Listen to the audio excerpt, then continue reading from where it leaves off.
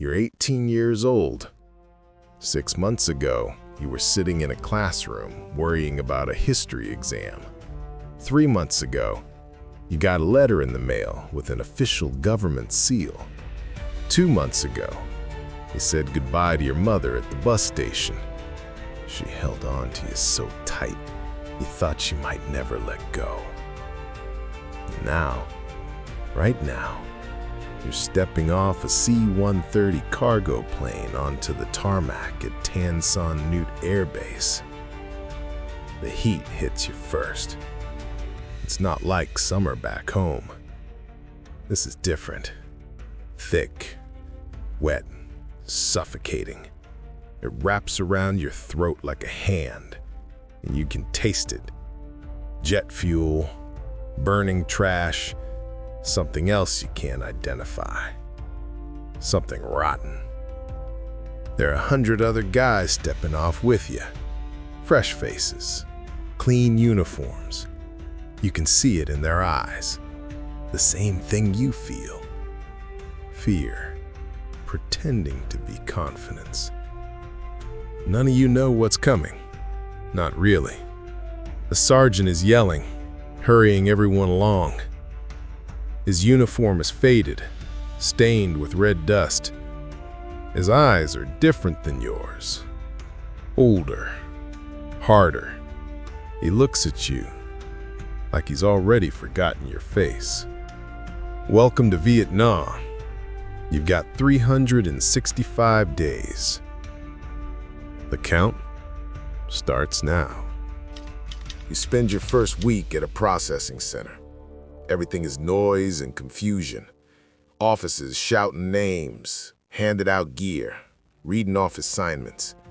You get issued your M16, and it feels lighter than you expected, almost like a toy. They give you a helmet, flak jacket, poncho, extra socks. Someone tells you the socks are the most important thing you'll own here. You don't understand yet. At night, you can hear it in the distance. Artillery fire, a low rumble that rattles the tin roof over your head. The other new guys don't talk much. Everyone's trying to figure out how to act, what to say. Someone makes a joke. Nobody laughs. You write your first letter home. You tell your mother you're safe. You tell her the food isn't bad. You tell her not to worry. You don't tell her that you can't sleep, that every time you close your eyes, you wonder if you'll ever see her again. On day 7, you get your orders. 1st Infantry Division. You're being sent north, near the Cambodian border, a place called Lai K. Someone says it's a hot zone. You don't know what that means yet. You will. The helicopter ride to base camp is your first real taste of this country. You fly low over endless green jungle, rice paddies, villages with thatched roofs. It looks almost peaceful from up here. But the door gunner never takes his hands off his weapon. His eyes scan the tree line like he's expecting something to reach up and pull you all down.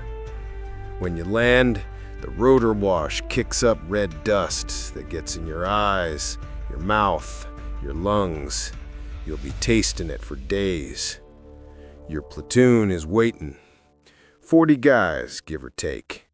Most of them look like they've been here forever, even if it's only been a few months. They're lean, dirty, their uniforms are torn and patched. They look at you and the other new guys with something between pity and indifference. You're called FNGs, fucking new guys. You haven't earned anything else yet. Your squad leader is a corporal named Ramos. He's 22 but looks 30. He gives you the speech everyone gets. Keep your head down, follow orders, don't do anything stupid. Listen to us, not the manual. The manual that gets you killed. You meet your fire team. There's Jackson, a wiry kid from Detroit who never stops talking. Miller, a farm boy from Iowa who barely talks at all. And Patterson, who's been in country for 11 months. He's got 24 days left. Everyone calls him Short. He keeps a calendar in his helmet with the days crossed off. He shows it to everyone. You ask him what it's like, he just stares at you for a moment, then looks away. "You'll see," he says. At night, you hear mortars falling somewhere on the perimeter. Not close, but close enough. The veterans don't even wake up. You lie there in the dark, listening, your heart hammering, wondering if the next one will land on you. This is your new normal. Your first patrol comes on day 32. You're up before dawn, checking your gear for the 10th time. Magazines loaded, grenades secured, canteen full. Your hands are shaking slightly. You hope nobody notices. They do. They just don't say anything. Ramos goes over the order of march. You're in the middle of the column. Safest place for an FNG. If something happens, the point man gets it first. That's Miller today. He doesn't look scared. He looks focused. You wonder how he does that. You move out through the wire as the sun comes up. The jungle is beautiful and terrifying at the same time. Everything is green, 1,000 shades of green. The canopy is so thick you can barely see the sky. It's dark in here, even in the middle of the day. The heat builds. Within an hour, you're soaked through with sweat. Your uniform clings to you. The straps of your pack dig into your shoulders. Your weapon feels heavier with every step. Nobody talks. The only sounds are boots on the trail, the rustle of equipment, birds in the canopy. You're listening for something else, though you don't know what. Everyone is listening. Nothing happens that first day, or the second, or the third. You patrol through villages where the people watch you with unreadable expressions. Old men, women, children. The men your age are gone, either with us or with them. You can't tell which. Ramos says you can't trust anyone. Not the old lady sunning fruit. Not the kid who waves at you. Anyone could be VC. On your fourth patrol, you find a trail. Fresh footprints, signs of recent movement. Ramos calls it in. You set up a hasty ambush and wait. You wait for 6 hours. Sweat runs down your face. Your legs cramp. A centipede crawls across your boot. 6 inches long, bright orange and black.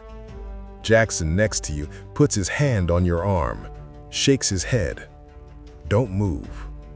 You don't move. Nobody comes. Eventually, you pack up and head back to base. Your first ambush. Nothing happened. You're almost disappointed. Then you feel guilty for feeling disappointed. It happens on day 73. You're on patrol again. It's become routine. Wake up, gear up, move out. The same endless green, the same oppressive heat, the same silence. You're thinking about home, about a girl you used to know. When the world explodes, the point man, it's Jackson today, trips the wire. The mine goes off with a sound that empties your brain of everything. A column of dirt and smoke erupts from the trail. Someone is screaming. And then the shooting starts. It comes from everywhere and nowhere. Crack, crack, crack, crack. You don't know where to look. You don't know where they are. You just drop and start firing in the direction everyone else is firing. Your weapon kicks against your shoulder. Brass casings fly. A smell of gunpowder fills your nose. Contact front, someone is yelling. 50 meters, tree line. You can't see anything. Just green and shadows and muzzle flashes.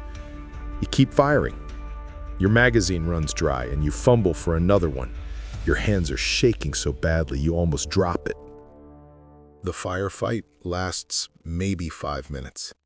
It feels like 5 hours. Then it's over. The silence afterward is almost worse than the noise. Your ears are ringing. Your hands won't stop shaking. You breathing like you just ran a mile. "Medic!" someone is shouting. "Medic!" You move up with the others. Jackson is on the ground. There's blood. So much blood. His leg is gone below the knee, just gone, and he's screaming, thrashing, and the medic is trying to get a tourniquet on him. You can't look away. You can't move. Someone pushes you aside. Patterson, moving quickly, professionally, like he's done this before. He probably has. Jackson's screaming becomes whimpering. The medic gets him stabilized, calls for a medevac. You all form a perimeter, scanning the tree line, waiting for them to come back. They don't. The helicopter comes. They load Jackson onto it. He's not screaming anymore. He's not saying anything. His face is white. His lips are blue. He looks at you as they lift him up. You'll never forget that look. The helicopter disappears over the trees, and you go back to base. That night, you can't eat. You sit outside the hooch, staring at nothing. Miller sits down next to you. He doesn't say anything for a long time. "First time?" he finally asks. You nod. "It gets easier," he says. Then after a pause, "No, it doesn't. That's a lie. You just get used to it." You don't believe him, but he's right. You fall into the rhythm of it. Patrols, ambushes, stand-down days in base camp, firefights that erupt without warning and end just as suddenly. You learn to move through the jungle without thinking. You learn to listen to the sounds, to know when something isn't right. You learn to clean your weapon in the dark, to eat cold sea rations without tasting them, to sleep anywhere, anytime. You learn to count. Everyone keeps count. Days in country, days left, KIA, WIA, confirmed kills. Some guys mark their helmets, some keep notebooks, some just keep it in their heads. Patterson goes home. 24 days ago you met him, now he's gone. He doesn't say goodbye. He just walks to the helicopter and doesn't look back. His rack is empty for 2 days before a new guy takes it. The new guys keep coming. Fresh faces, clean uniforms, scared eyes.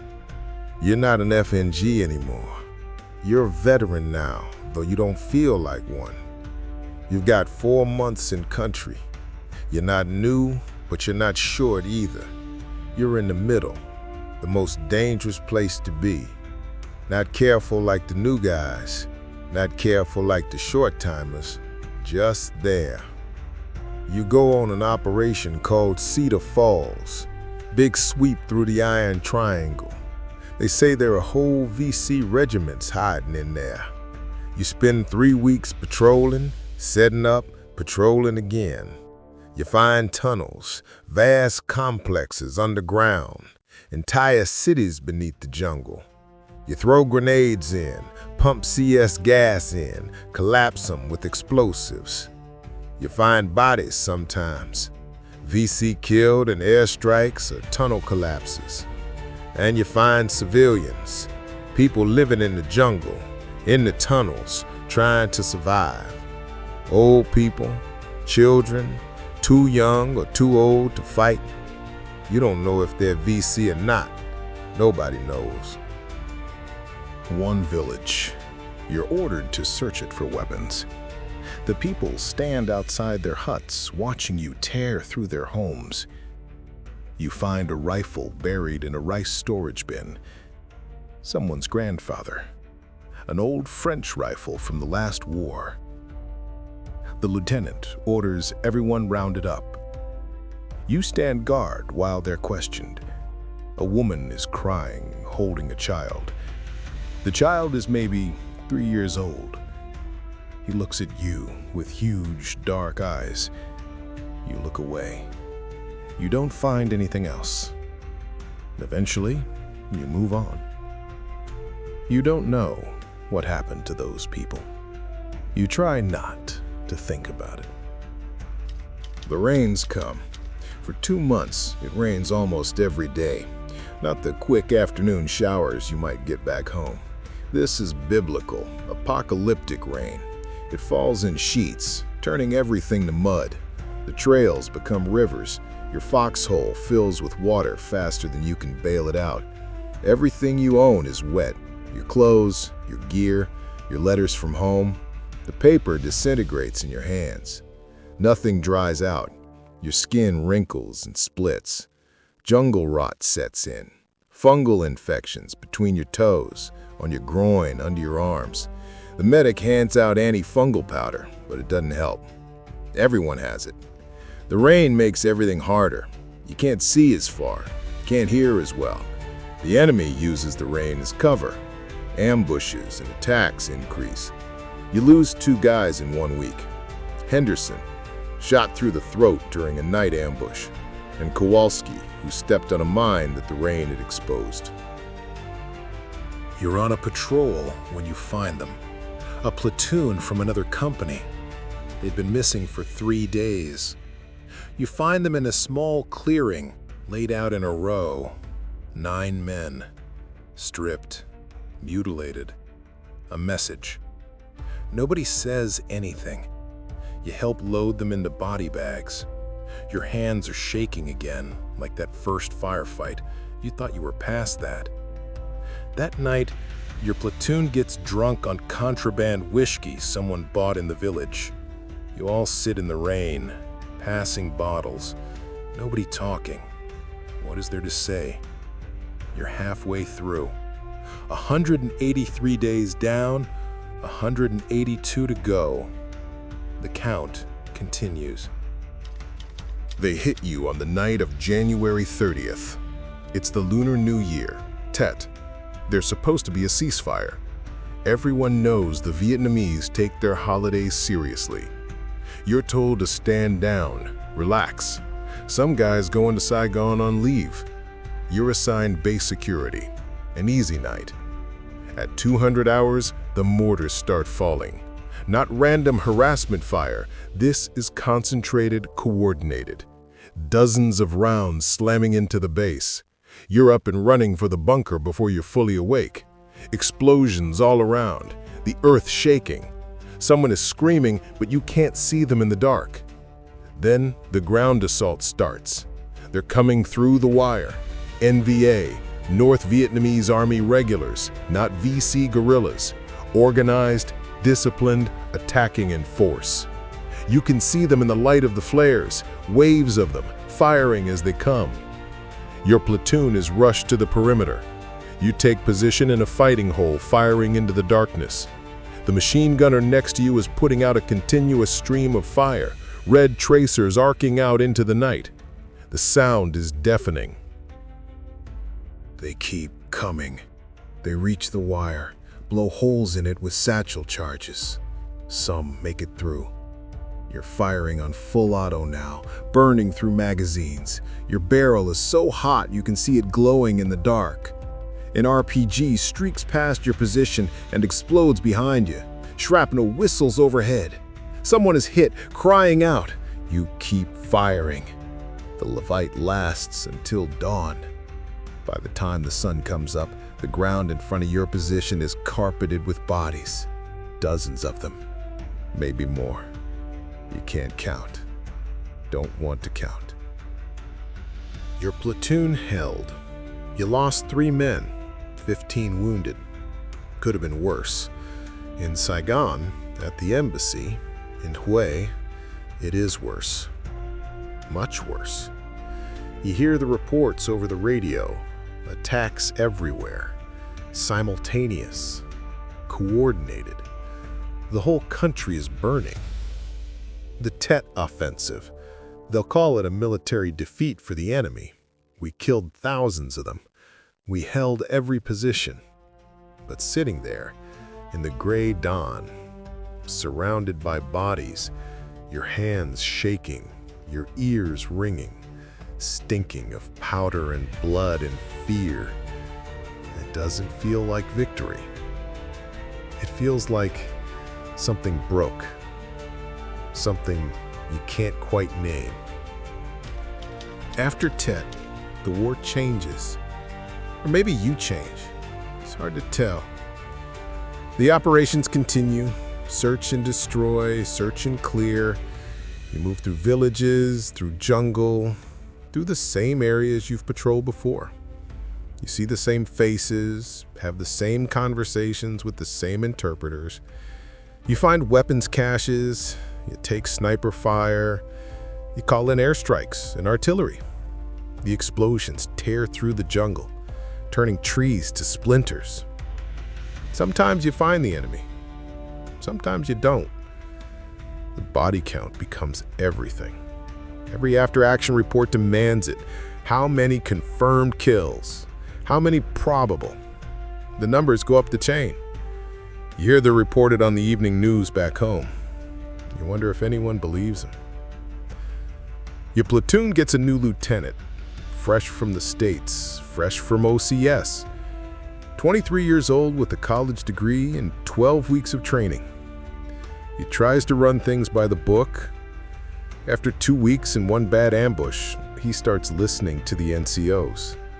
After a month, he just looks tired. You write fewer letters home. There's less to say, or too much to say. You can't explain what it's like here. The words don't exist. Your mother asks what you do all day. You don't know how to answer.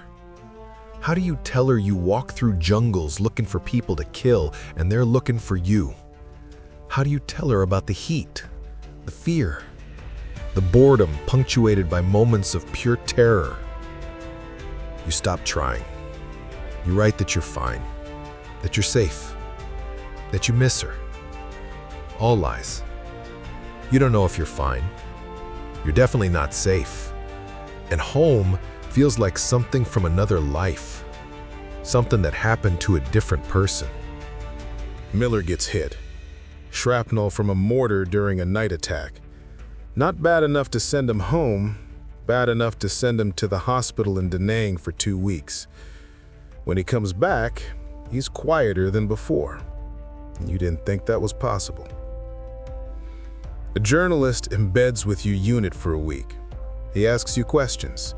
Why are you here? What are you fighting for? What do you think about the war? You don't know how to answer. You're here because you got drafted. You're fighting to stay alive, to keep your buddies alive. What you think about the war, you think about it every second of every day, and you try not to think about it at all. He asks if you've killed anyone. You don't answer. He writes down that you don't answer. You wonder what he'll write. You wonder if anyone back home cares. It happens on day 258. Your platoon is ordered to patrol a sector near the Cambodian border. Dense jungle, known VC territory. You move out at dawn, 40 men in a long column. The usual rhythm. Walk, stop, listen, walk. Nothing unusual. By midday, you're deep in the bush. The canopy is so thick you can barely see the sky. The heat is crushing. You're crossing a stream when the point man signals. Halt. Fresh signs. Boot prints in the mud. Moving west. Ramos makes the call to follow. You alter course, moving parallel to the trail. Standard procedure. Find them, fix them, fight them. You walk for 3 hours. The trail gets fresher. They're close now. You can feel it. Everyone is tense, scanning, fingers on triggers. Then the trail disappears, just ends. The point man signals confusion. Ramos moves up to check. You all take a knee, forming a perimeter. waiting. That's when you realize you don't know where you are. The map doesn't match the terrain. The stream you crossed, it's not on the map. The ridge you're on shouldn't be here. Your compass is spinning. Someone says their compass is doing the same thing. Ramos tries to raise the company on the radio. Static. Tries again. Nothing. The radio's working, but nobody's answering, like you're transmitted into a void. It's mid-afternoon now. You should be able to see the sun, get a bearing, but the canopy is too thick. Everything looks the same. Green, shadows, more green. The lieutenant makes a decision. You backtrack, find the stream, follow it out. Simple. You move out. You walk for 2 hours. You don't find the stream. You find a trail, not the one you were on. This one is wider, more used, boot prints everywhere, fresh. You're in the middle of an enemy staging area. Someone sees movement. Then the shooting starts. The ambush is perfect.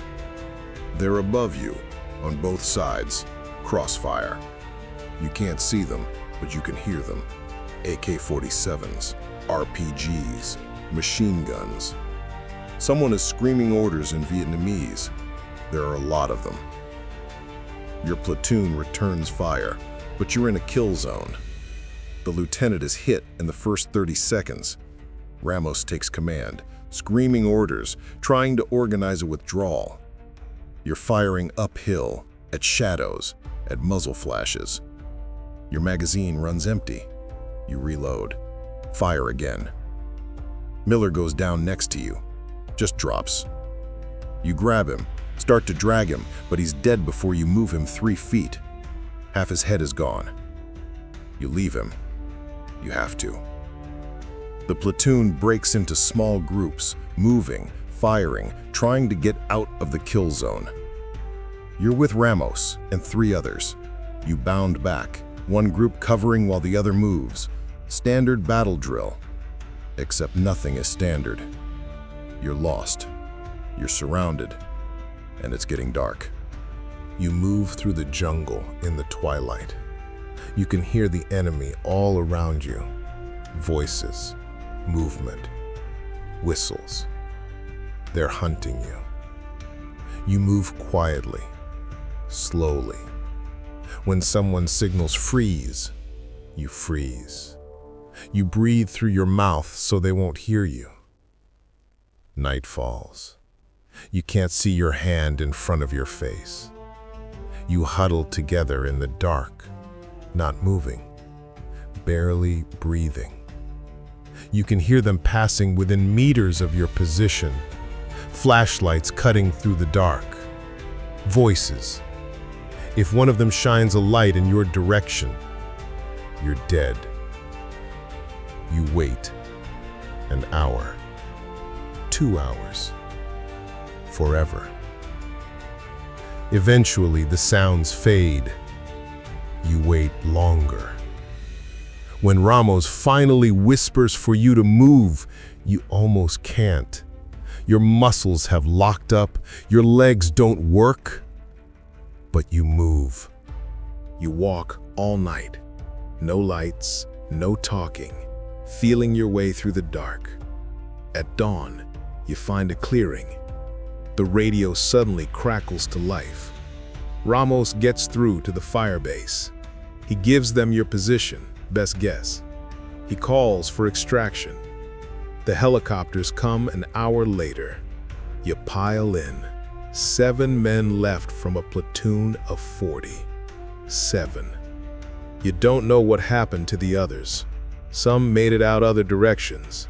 Some didn't make it out at all. You find out later, 11 dead, 14 wounded, 8 missing. 3 of the missing will walk into the fire base over the next 2 days. The other 5 are never found. You were in contact for 12 hours.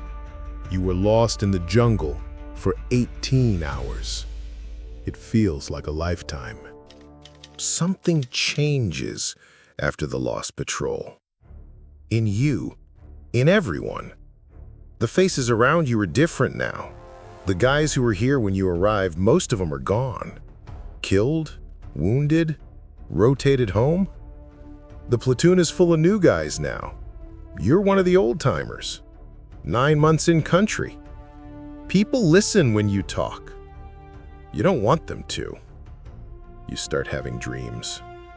The same dream. Every night. You're back in the jungle. You're lost. They're coming. You can hear them. You're running, but your legs won't move. You wake up gasping, soaked in sweat. The other guys don't ask. They have their own dreams. One morning you wake up and can't remember your mother's face. You try to picture her and there's just nothing. Blank. It terrifies you. You dig out a photo from your pack. It's water-stained, crumpled, but you can still see her. You stare at it for 10 minutes, memorizing every detail. You put it away. An hour later, you try to remember again. Nothing. You start to wonder if home is even real, if any of this is real. The world is contracted to this. The jungle, the heat, the war. Nothing before matters. Nothing after matters. There's only now. Only this. Only survival. Your platoon goes on an operation to clear a village suspected of harboring VC. You find weapons, you find supplies, you find a tunnel. You pull 3 fighting-age males out of the tunnel.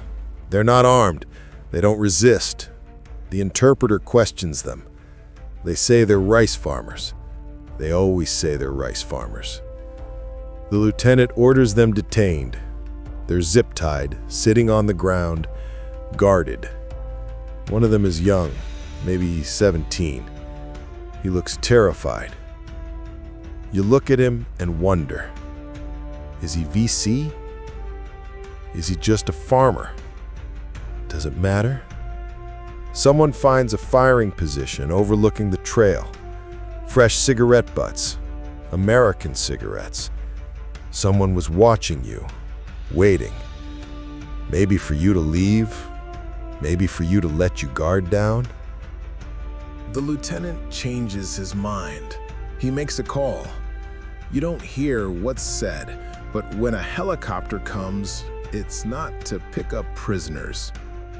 You're told to leave them with the village chief for questioning. You don't believe it. Neither does anyone else, but you don't say anything. You mount up and move out. As you're leaving the village, you hear shots. Single shots. 3 of them. Nobody looks back. Nobody says anything. You walk in silence. That night, you can't sleep. You lie in your rack staring at the ceiling. You tell yourself they were probably VC. They probably killed Americans. They probably deserved it. You don't believe yourself. You're short now. 2 months left. 60 days. You mark them off on your helmet like Patterson did. Like everyone does. Everything changes when you're short. The math changes. Before, you took risks because you had to. Now you have something to lose. You have a future. You can see the end. It's right there. Just 60 days away. But 60 days is a lifetime in Vietnam. Your platoon gets a new guy, a kid named Thompson, 18 years old from some small town in Ohio. He asks you questions. What's it like? What should I know? How do I stay alive? You don't know what to tell him. Everything? Nothing? You remember when he was him, 9 months ago. a lifetime ago. You were so naive, so scared, so certain you knew nothing. Now you know too much. You know how quickly everything can go wrong. You know how many ways there are to die out here. You know that the good guys don't always win. You know that sometimes there are no good guys. You tell Thompson to keep his head down, to listen to his squad leader, to stay alert. The same things Patterson told you. The same things that might or might not keep him alive. You go on patrol. You move through the same jungle you've been moving through for 9 months. You know these trails now. You know which villages are friendly, which ones are not, which ones are both, depending on the day. You take contact. A quick firefight, over in minutes. Nobody hit. Thompson is wide-eyed, shaking. You remember that feeling. You don't feel it anymore. You don't feel much of anything anymore. You just react, return fire, take cover, call it in. Mechanical, automatic. After the fight, you realize you don't remember most of it. It's like you weren't there. Like someone else was pulling the trigger, moving your body. You mention it to Miller. He nods. Robot mode, he says. We all do it. Is that what you are now? A robot? A machine programmed to survive? At night, you write a letter home. You tell your mother you're coming home soon. You tell her you're okay. You tell her you'll be home for Christmas. You believe it when you write it. But you also know 60 days is a long time. 20 days left. 19, 18. You count every hour now. The days crawl by. You're so close, so close. But you've seen it happen. Guys on their last week, their last day, who didn't make it. Henderson had 8 days left. Rodriguez had 3. You remember their faces, the photos they showed you of their families, their girlfriends, their hometowns. You try not to think about it. You focus on the count. 17 days, 16, 15. Your platoon goes on a patrol. You shouldn't even be here. Short-timers usually pull base duty, but they need bodies, and you're still in country, so you go.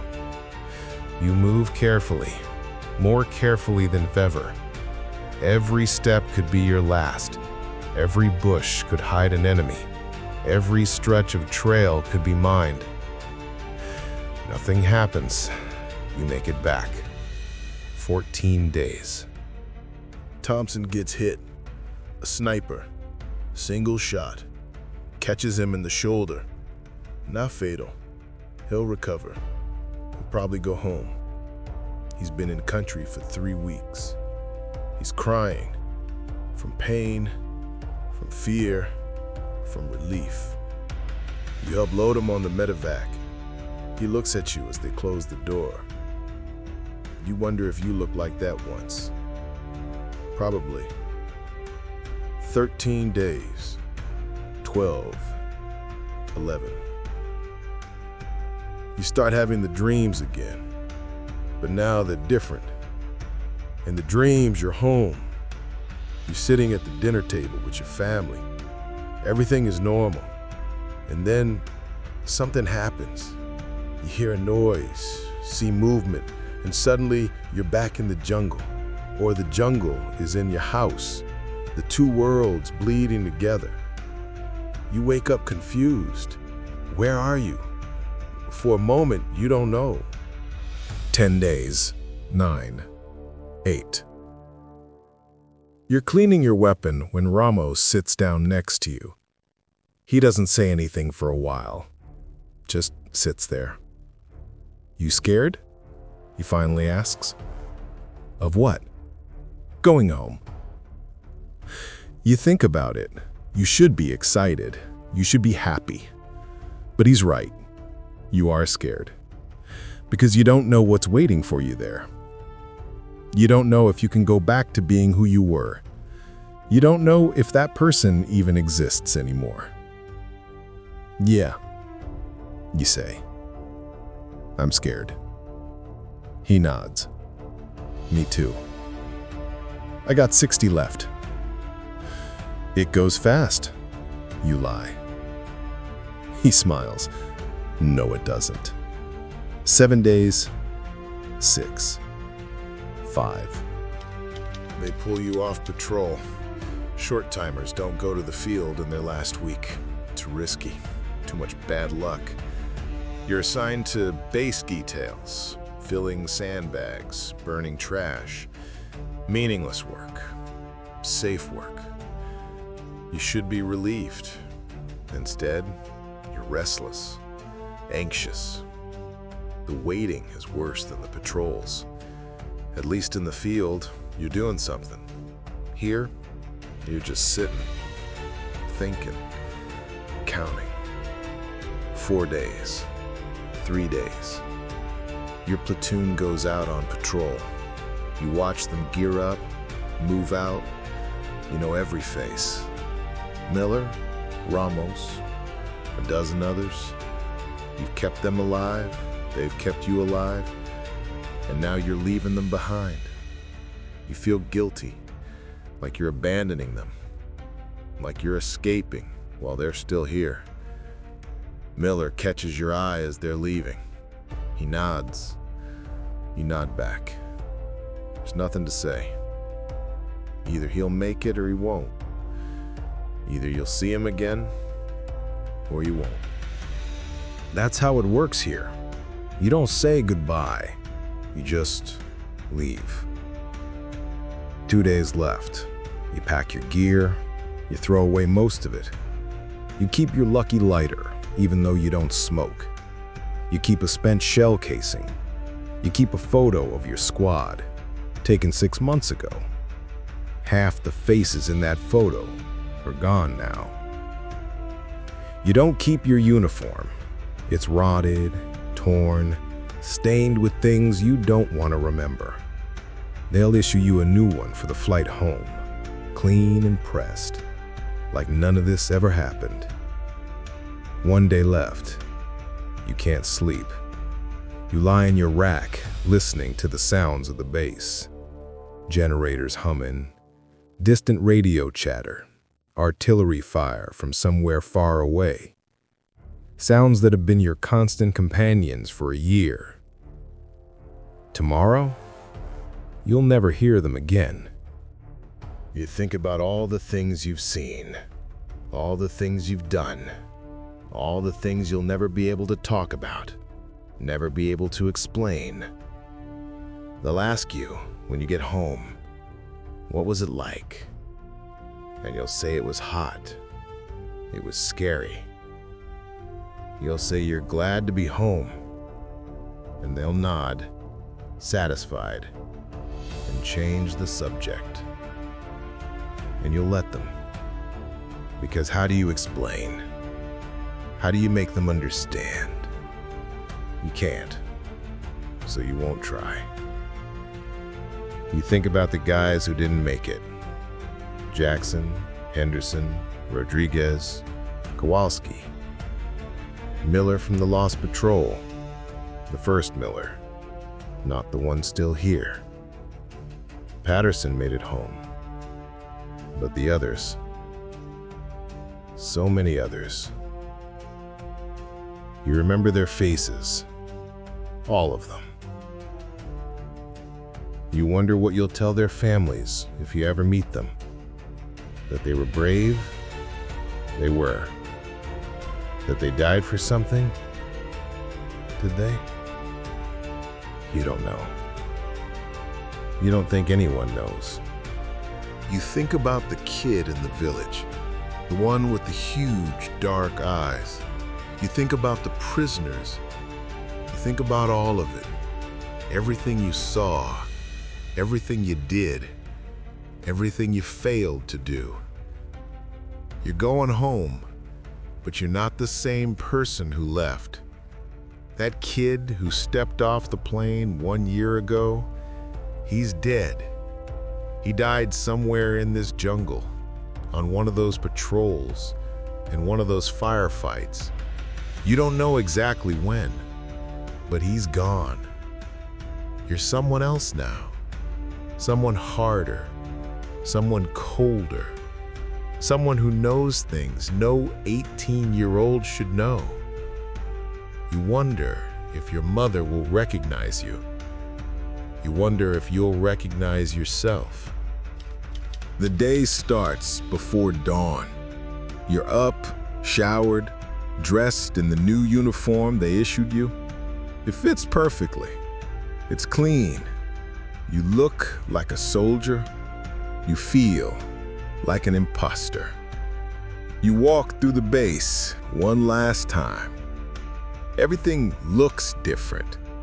Smaller somehow, less significant. It's just a collection of tents and bunkers and sandbags.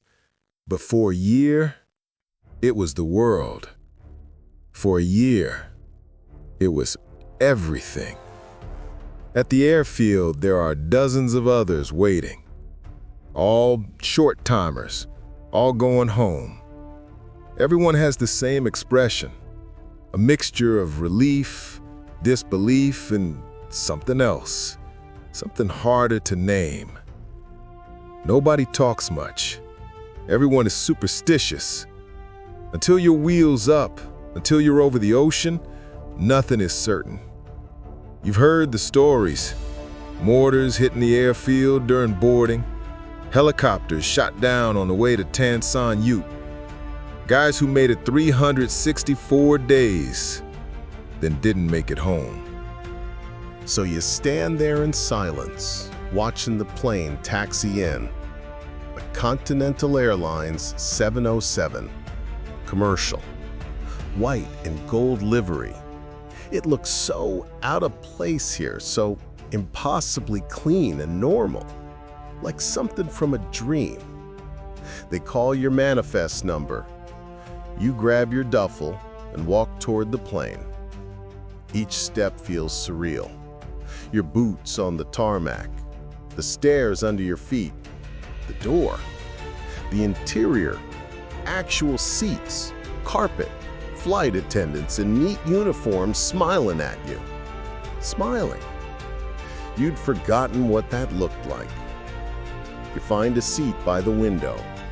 You don't remember sitting down. You don't remember buckling in. You just stare out at the base, at Vietnam, at everything you're leaving behind. The engines spool up.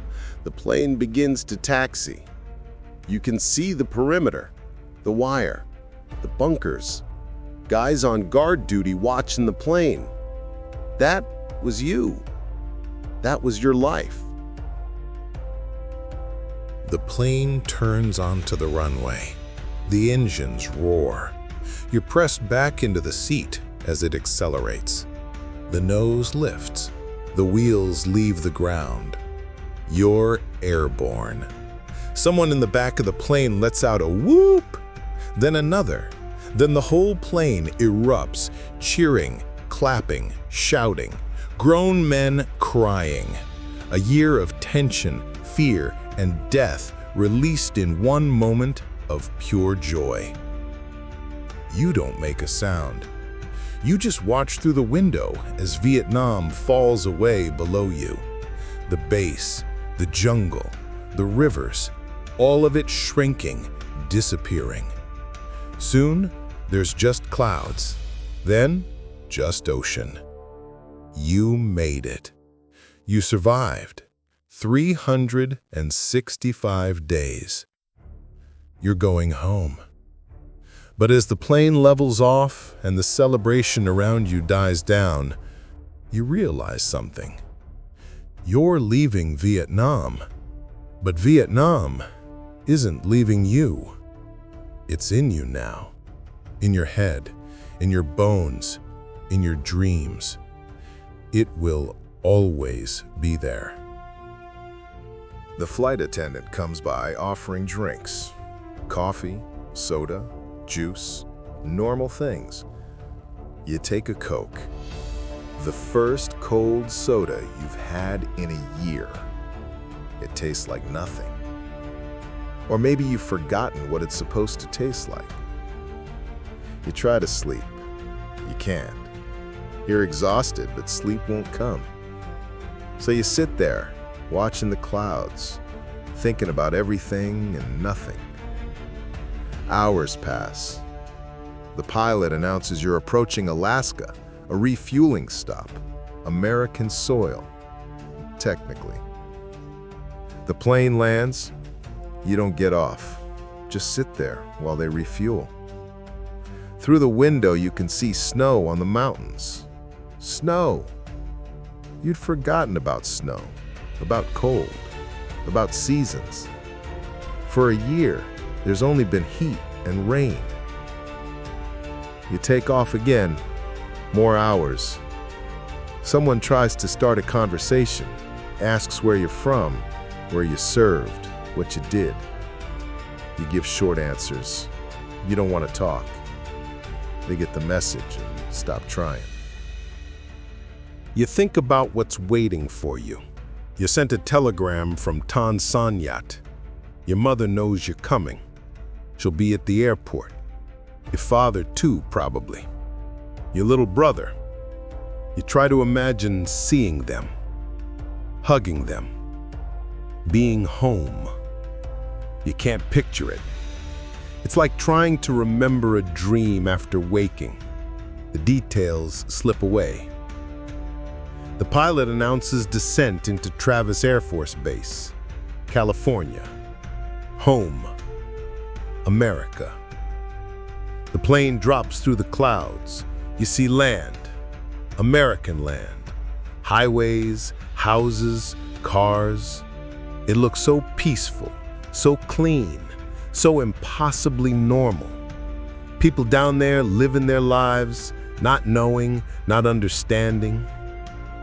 The wheels touch down, the plane shudders and slows. When it stops, everyone erupts again, cheering, laughing, embracing. The flight attendant opens the door and warm California air floods in. You file off the plane with the others. You step onto the tarmac, American soil. You're home. Except you're not. Not really. The first few weeks are the hardest. Your friends from high school want to hang out. They take you to parties, to bars, to the places you all used to go. They talk about college, about jobs, about girls, about the future. Normal things. You try to engage, try to care, but you can't connect. They seem like children to you now, talking about things that don't matter. One night, someone sets off fireworks. You hit the ground before you know what you're doing. Everyone laughs, thinking you're drunk. You get up, brush yourself off, laugh it off. But your hands are shaking. Your heart is pounding. You leave early. You stop going out. The nightmares get worse. Every night, you're back there. Sometimes it's the lost patrol, running through the jungle, hearing them coming, never finding your way out. Sometimes it's the firefights, muzzle flashes in the dark, screaming, blood. Sometimes it's faces, guys you knew, guys who didn't make it, staring at you, asking why you lived and they didn't. You wake up gasping, sweating, sometimes screaming. Your mother hears you. She asks if you're okay. You say you're fine. You're always fine. That's what you say now. Fine. Months pass. The dreams don't stop. The hypervigilance doesn't stop. The feeling of being somewhere else, someone else, doesn't stop. But you learn to live with it. Learn to function around it. Learn to pretend. That's what it is, you realize. Pretending. Pretending to be normal. Pretending to be okay. Pretending to be the person everyone wants you to be. The person who went to war and came home and moved on. But you didn't move on. You're stuck. Stuck in that year. Stuck in those days. Stuck in that jungle. Part of you will always be there. You survived. You lived. You made it. Against all odds, through all the horror, past all the close calls and near misses and moments when death was inches away. You made it. But part of you will always be there. Always be 19. Always be in the jungle.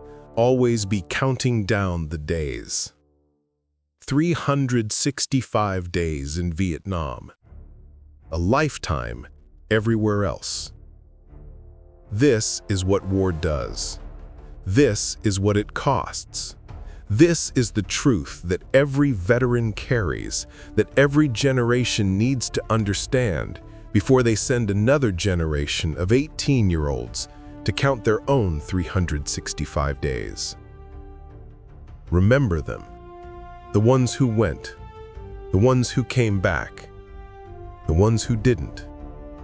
Remember them all.